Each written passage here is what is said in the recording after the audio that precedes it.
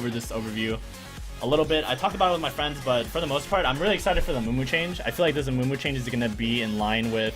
Should I mute the music? I'll mute the music. So the Amumu change is going to be kind of interesting because I feel like this is going to match up with the Vanguard change. On the passive Curse Touch, you're going to be doing Amumu's basic attack causes 15% of all magic damage dealt to the target to be dealt again as true damage. So I feel like this is going to be really good for him because he pretty much has like a mini Deathfire Grasp, which I think is kind of cool. I don't think this is going to be enough to change like the state of Amumu, but like looking at his kit and like seeing that W is going to be able to reset and they're going to have once per half second, half damage per tick. So this is kind of nice too because you're going to be doing multiple ticks and it refreshes Cursed Touch. So this is going to be really nice. So I feel like you're going to have like an Amumu in the jungle. I still don't know if he's going to be relevant enough to like be played in competitive play, but we'll have to see once the Vanguard happens.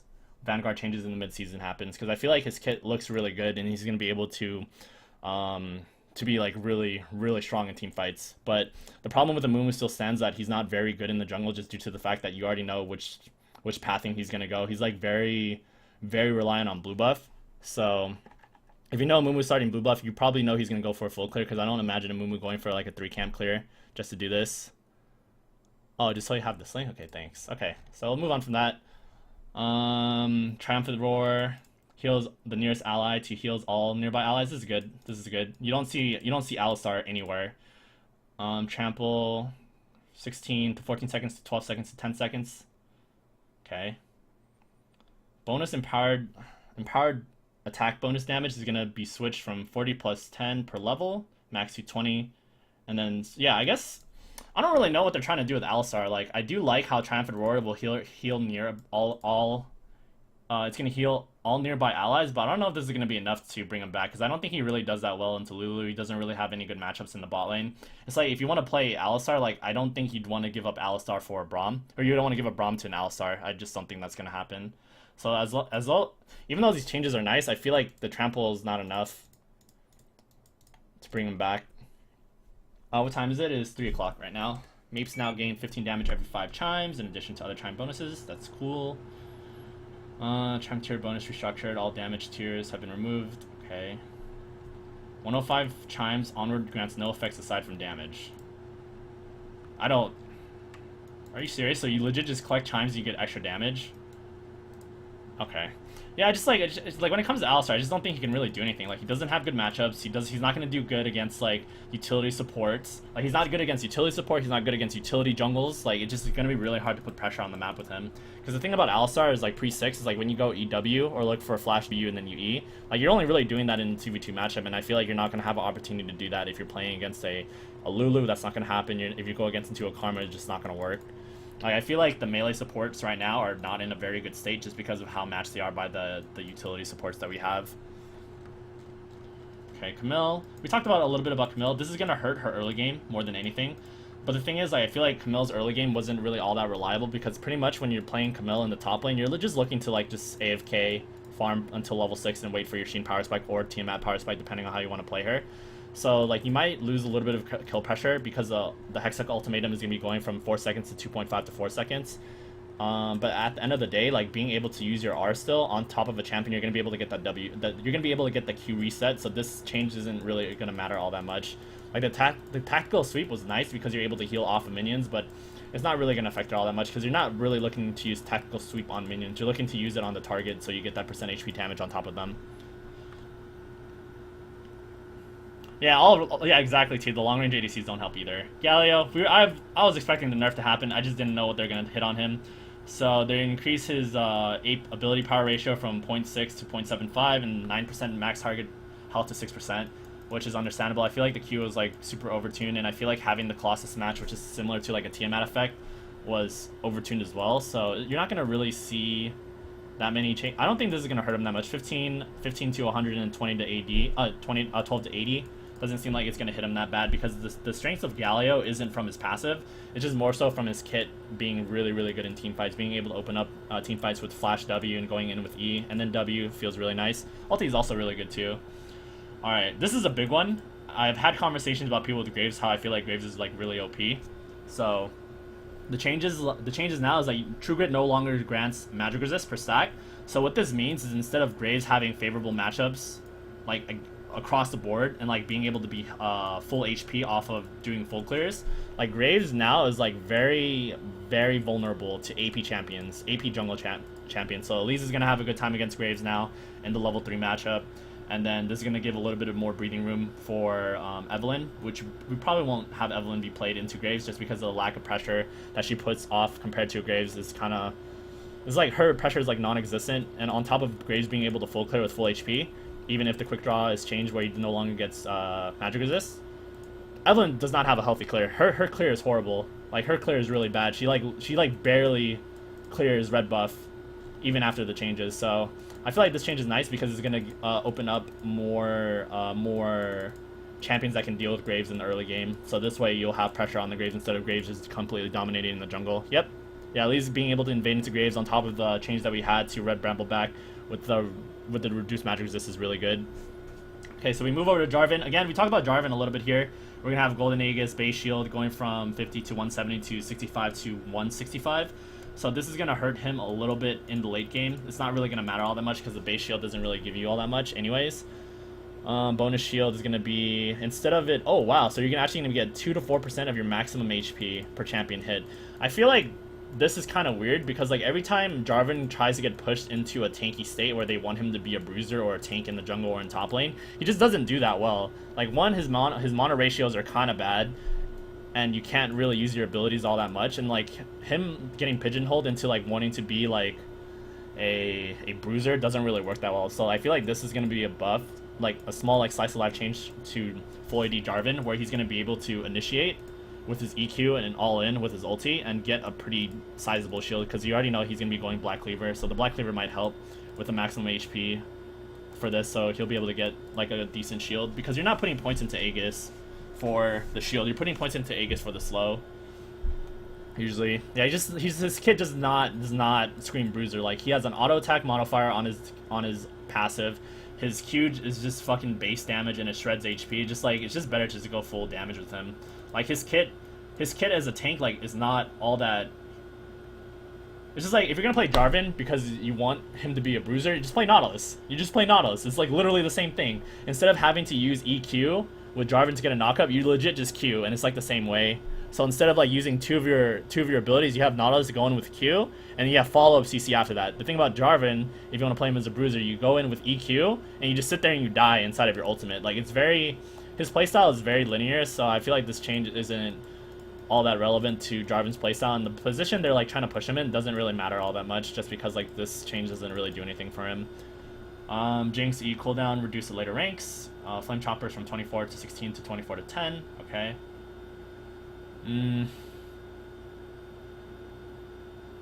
Okay. Alright, that's nice, I guess. Alright, Kassadin. Another blade empowered attack no longer cancelled if it leaves target range during its windup. Oh, wow!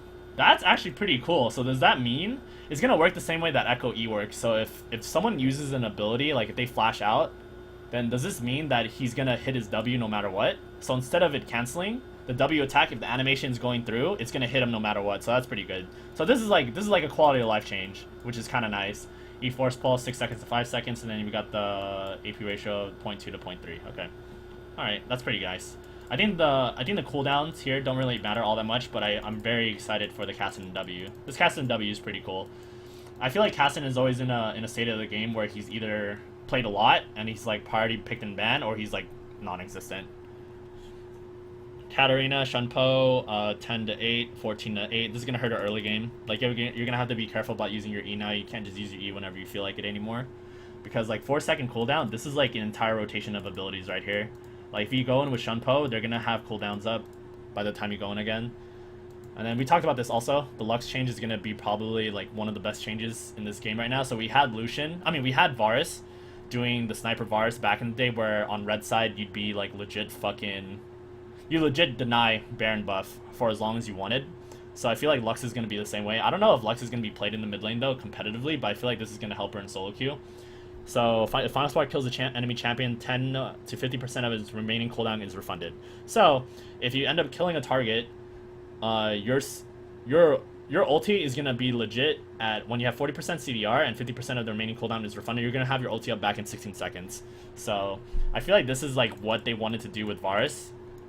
So instead of like Varus being the ADC where he just constantly poke you out every 3 seconds, this will just be Lux's job now to use your R to try to poke them off a Baron.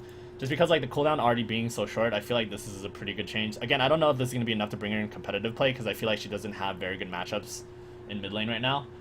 But as the game starts shifting towards like the vanguards, and we'll have like less assassin junglers. Like if Kha'Zix falls off, Rengar falls off, and with the Lees coming back up, I don't know if Lux will be played, but this is kind of good. So this will make her like really strong on red side just because she can stall out the game very, very long, and you can have like Jhin on top of her backing her up too, which is kind of good. Alright, the Nunu change. I read this earlier. So passive visionary. Nunu next ability is upgraded by 1 rank. Consume goes to a total of 1,000. That's fucking crazy. Holy shit. That's actually insane. I think this is more than Smite. If you have Nunu on your team and it's late game, you don't lose Smite. Like, you fucking win every single Smite fight. That's kind of crazy. Rank 6, 1,140 damage. On top of having Smite. Holy fuck. Blood Boil 1% movement speed plus 5 attack speed to 13% movement speed and 50 attack speed. Good night, Kichi. Ice Blast 40 damage and plus 5% movement speed slow to 280 to 65% movement speed. So that's okay. That's like kind of meh. Doesn't really matter all that much. I'm more excited about these two changes to Consume and Blood Boil are gonna be really nice. The Blood Boil is gonna be good for ADCs and the Consume is gonna be good for securing objectives. So I think Nunu might be a contender, like slowly inch up his way into being a contender against Ivern. I don't think he's in a position to do that yet, even with these changes. So I'll say like maybe after another update we'll see Nunu back. I'll say maybe like 7.8 or 7.9 Nunu will be relevant again. So Rengar Q base damage reduced to later ranks is getting nerfed again. Damage per strike 35 to 115 to 25 to 105, and then the ratio per strike 0.3 to 0.7 to 0.2 to 0.6. So what this means is that Empower damage is also unchanged. So what this pretty much means is that his first clear, like the first camp that he does, is gonna be hard. And on top of him having lower armor, his first clear is gonna hurt. Like he's gonna take more damage. He has to do like an extra auto attack in order to make up for the lack of damage that he has here, especially with the bonus attack damage ratio being nerfed. And this is gonna be like 10. This is like a 10 damage change. So this is like 1 extra auto attack on the big creeps. Yeah, not yet. I think Ivern is just a better pick in general as well. I feel the same way. So this is gonna hurt him because on top of him having lower armor and lower base HP, if I remember correctly what they changed about him, he's gonna have to sit on the camp and do an extra auto attack. So this is gonna hit him hard. It's not gonna hit him where he's not gonna be as relevant, but I feel like this is gonna make him... This is gonna hurt his clear, and I feel like the one thing that you do to junglers if you want to make them less relevant, you want to hit their clears. So this is gonna suck for him. So not only does his first clear hurt, every time you go back into the jungle and do another clear, the first camp that you do is gonna hurt, and every camp that you don't have empowered Q on is gonna make it more difficult, and you're gonna be taking like an extra auto attack in the jungle. So this is gonna suck. Rumble E charge time increased. Okay, that's fine. This is fine.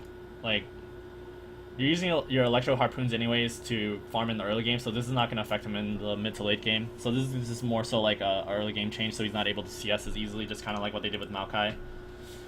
Shaco passive attack damage down, Q base damage removed, cooldown increase, Q ability power ratio moved to passive. Jesus.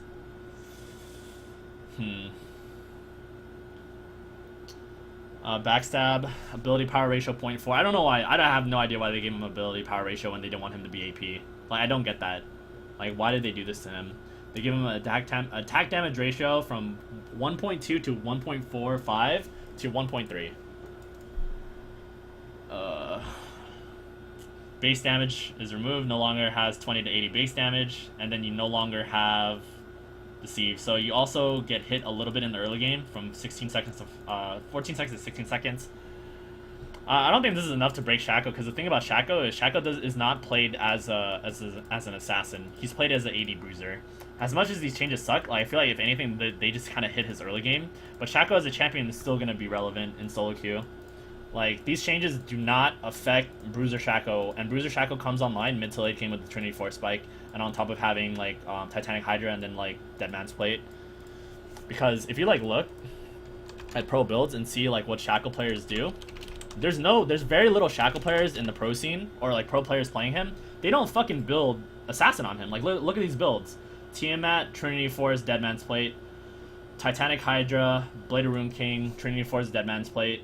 Like, this is not gonna hit him. It's not gonna hit him that hard. Like, if you play Assassin Shaco or AP Shaco, you shouldn't be playing them that way anyways. Like, if they really wanted to change him, they probably should have done something about his itemization here, because he gets too much value from this itemization. Like, it's so easy for him to go into a team fight and get out of the team fight, because, like, if you look at the Q Deceive, like, the Q Deceive doesn't get changed mid to late game. Like, the only thing that gets hit about Deceive is a 2-second increase on his level 1 on his Q, and he no longer has base damage, but this base damage is not really all that relevant in my opinion. Like, it does hit him kind of hard because he's gonna lose 80 base damage at late game, but late game you're already sitting with your items. Like, it doesn't matter. You'll sit there and do like one extra auto attack to make up for the lack of AD. So, like, this is completely fine. Yeah, I think he's been one-tricking him. Like, even if you, like, scroll all the way down and look at other people playing him, they don't play him as an assassin. They go Trinity Force full tank, usually. Yeah. Syndra bug fix. Unleash no longer resets if the first cap was... Yes! Yes! Yes! Yes! Yes! Fuck yes. Fucking finally, dude. Fucking finally. I'm so fucking excited for this shit. I hate it. I hate playing Echo into Syndra. Echo into Syndra. I use my ulti when she fucking ults me, and then she gets it back. So I'm very excited about this. This is I'm so happy as an Echo player. I'm finally glad they decided to fucking change that shit. So that's good for me. I'm happy about that. Okay. Goodbye, Syndra. Well, she's not really goodbye. That's like a very specific situation where it gets reset. So I'm okay with that. That change is fine with me. Talent Q damage reduced at lower ranks, 80 to 160, 60 to 160. Okay, so they're just gonna hit his early game again. Okay. Volibear, Thunderclaws, maximum bounce is 4 to 8. Congratulations, Riot. You're putting more buffs to a champion that no one fucking cares about. This doesn't matter. No one fucking cares about Volibear. Volibear is non-existent. He's just so easy. Okay. The thing about the thing about Volibear is that, one, he's easy to kite. Two, he has decent clears, but the thing is, like, it's just so easy to kite around a Volibear. Like, having the maximum bounces for his Thunderclaws is just like, wow, you're just giving him a way to, like, wave clear faster. But this doesn't matter. Like, the maximum bounces is 8. Like, cool, dude. Like, that's a nice change, but it's not really gonna matter all that much. Like, random ball, yeah, exactly. It's just such a random buff. Just like, woo, we're gonna buff Volibear so he can come back into the game. But the thing is, the problem with Volibear isn't with his R, is that his kit is like, there's very little value in his kit, like, in a team composition. Like, the only type of CC that he has is with his Q, and he has to legit run at you. He doesn't dash. He legit runs forward, and you have time to react to that. So, I don't know. It's kind of weird. Raptors, more HP, less damage. More HP, less damage. 350 to 612 to 400 to 680.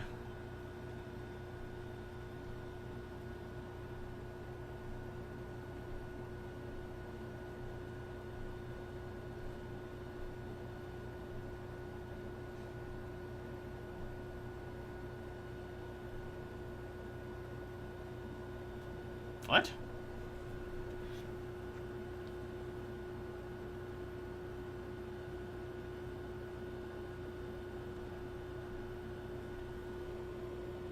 Why did he do this? This sucks. This sucks for... Yeah, fucking Rengar's done, dude. Rengar can't fucking clear this. 400 HP. 400 HP at level 1. I mean, I think what's gonna end up happening is this is gonna hurt champions who wanted to do the Raptor first clear. But, like, thinking about this now, like, thinking about a champion whose clear is already, like, avoiding Raptors, when you go to Raptors the first time, it's gonna eat your HP. So the HP gets increased from 350 to 400. So that means, like, you legit have to auto-attack it 2 more times. So, I don't know about that. That sucks, dude. That sucks. I feel like the way Riot is, like, doing things in the jungles, they're like they wanna move away from. Actually, I don't really know what their direction is right now, because I feel like with the direction they're making, like the changes to Rengar, the changes to Graves, and also the changes to Raptors, it's like they want to like punish you if you can't clear quickly.